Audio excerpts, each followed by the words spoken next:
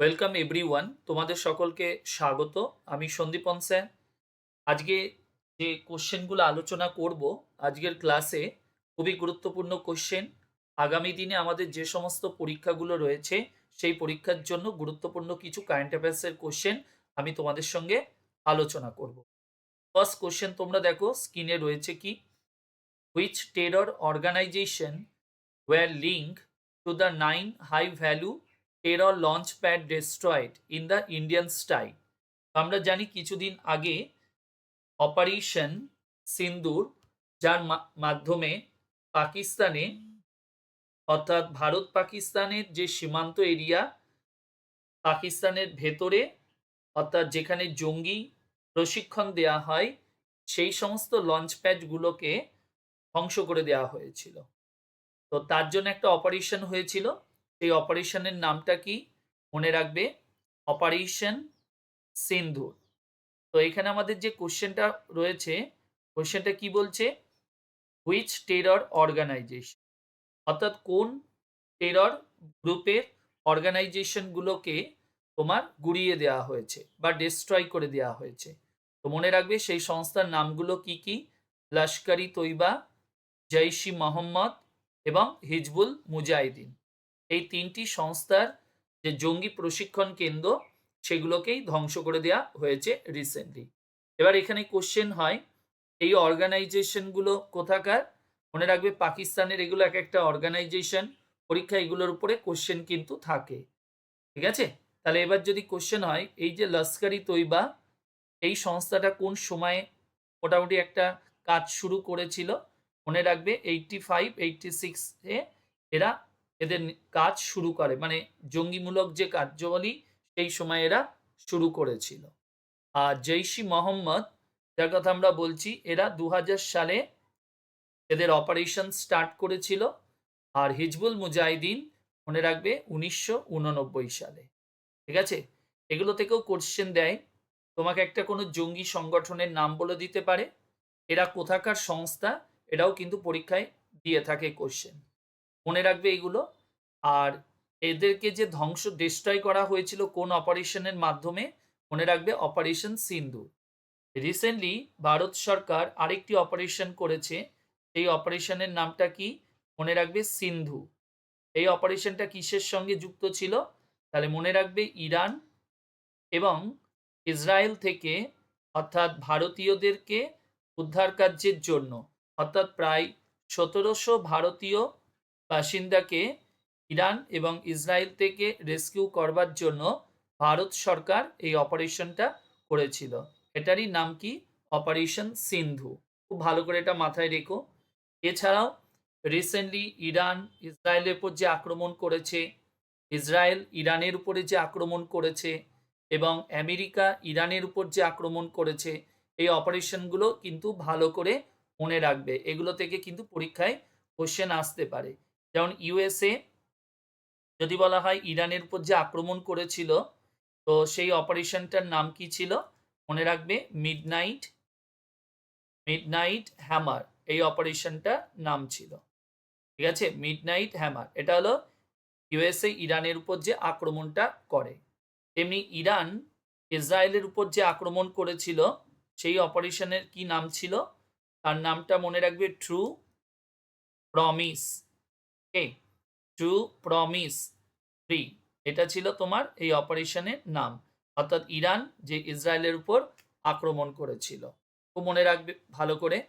আর আরেকটা উপরে লিখে দিলাম, সেটা হলো ইসরায়েল ইরানের উপর যে আক্রমণটা করেছিল, সেই অপারেশন নামটা কি ছিল? Rising lion. মনে রাখবে, কি বললাম? রাইজিং লায়ন, এটাই ছিল ইসরায়েলের যে অপারেশনটার নাম। এটা কিন্তু খুবই গুরুত্বপূর্ণ।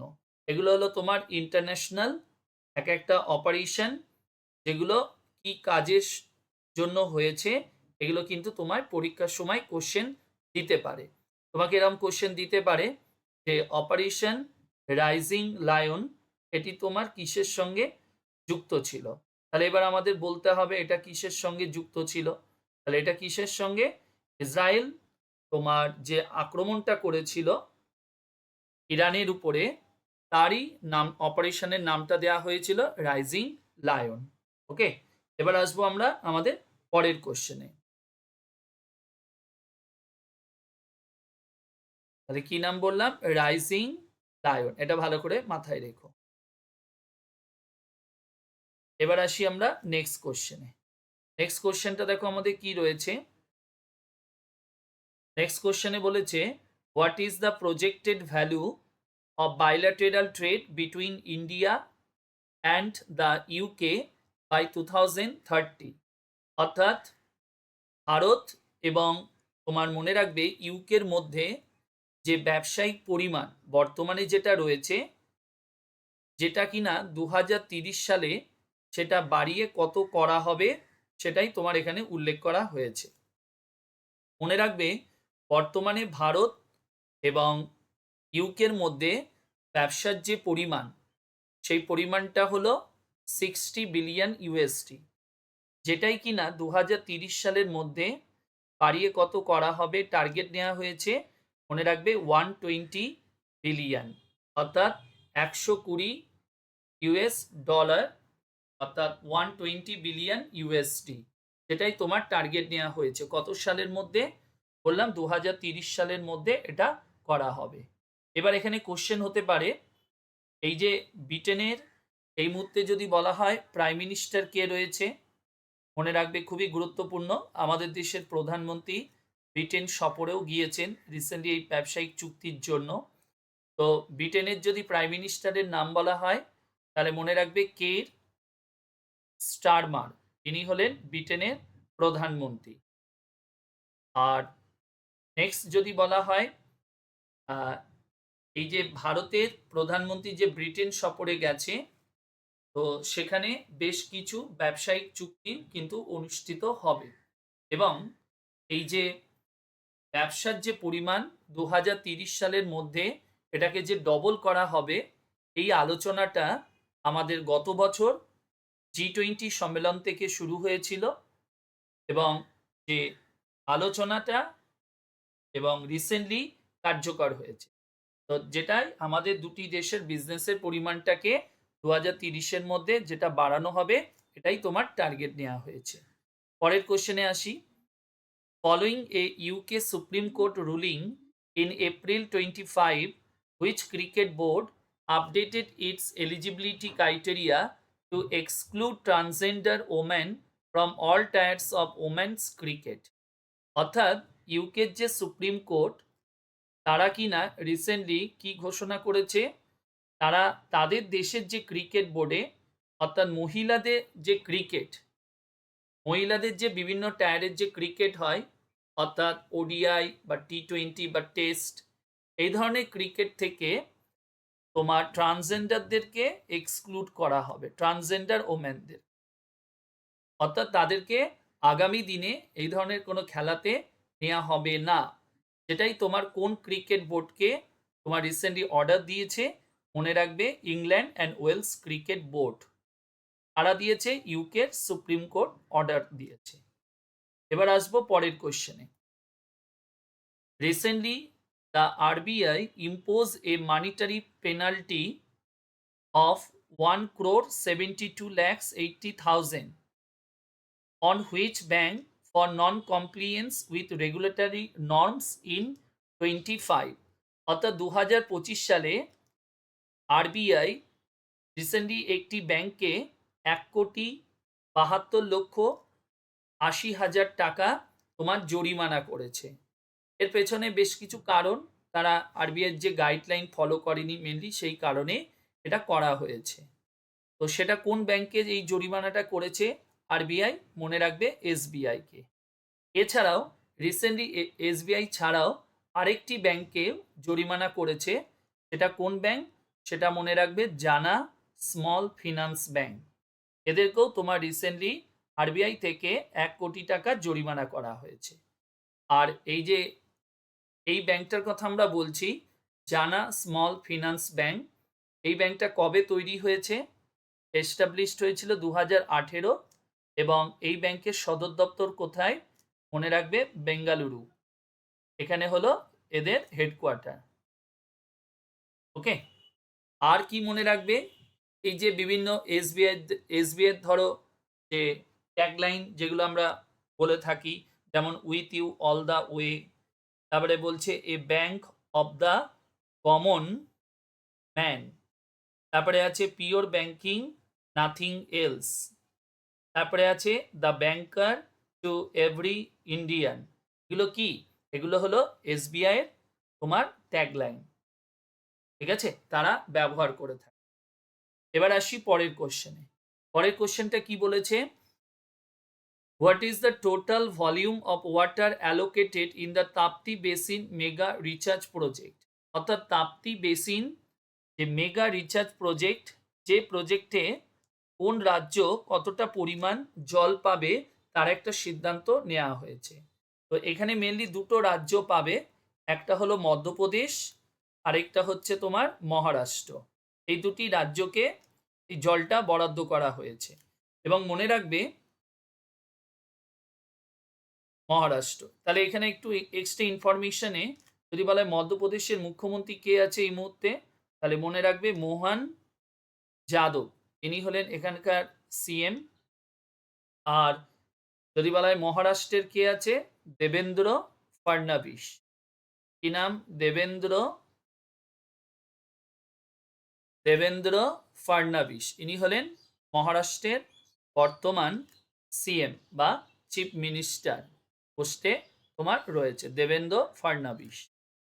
এবার কোশ্চেন, এদের কি পরিমাণ জলটা দেয়া হবে? টোটাল যদি বলা হয় 31.13 টিএমসি, এই পরিমাণ জল তোমার প্রদান করা হবে বলে ঘোষণা করা হয়েছে।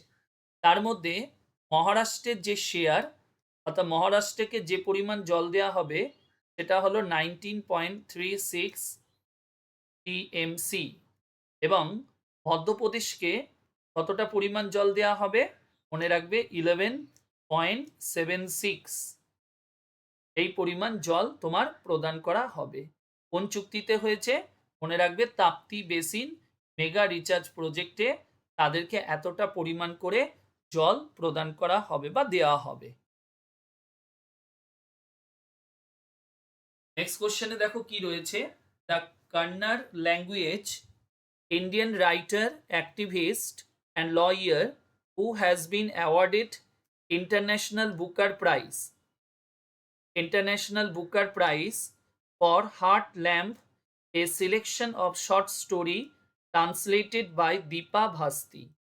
তো দেখো ইন্টারন্যাশনাল বুকার প্রাইজ, এটা যদি বলা হয় প্রথমত কবে থেকে চালু হয়েছে, তার আগে আমরা যদি বলি এস্টাবলিশড হয়েছে কবে, মনে রাখবে 2004-এ এটা এস্টাবলিশড হয়, এবং স্টার্ট হয়েছিল দেওয়া 2005 সাল থেকে এটা দেওয়া হয়। এবং এটা মনে রাখবে কোন ভাষায় দেওয়া হয়? ইংরেজি সাহিত্যেও দেওয়া হয়, এছাড়াও আদার্স কোনো ল্যাঙ্গুয়েজের বই কেউ যদি ইংলিশে ট্রান্সলেট করে তাহলেও সেক্ষেত্রে এই পুরস্কার দেওয়া যেতে পারে। অর্থাৎ ইংলিশ এবং ট্রান্সলেটেড কোনো নোভেলের জন্য এই পুরস্কারটা কিন্তু প্রদান করা যেতে পারে। এবার কোশ্চেন, এই পুরস্কারটাই 2025-এরটা রিসেন্টলি ঘোষণা হয়েছে, এবং যিনি পেয়েছেন তার নাম কি? বানু মুস্তাক। ইনি কান্নাড় ভাষার, যেখানে লেখাই আছে কান্নাড় ল্যাঙ্গুয়েজের একজন লেখক এবং একজন অ্যাক্টিভিস্ট এবং একজন লয়ার।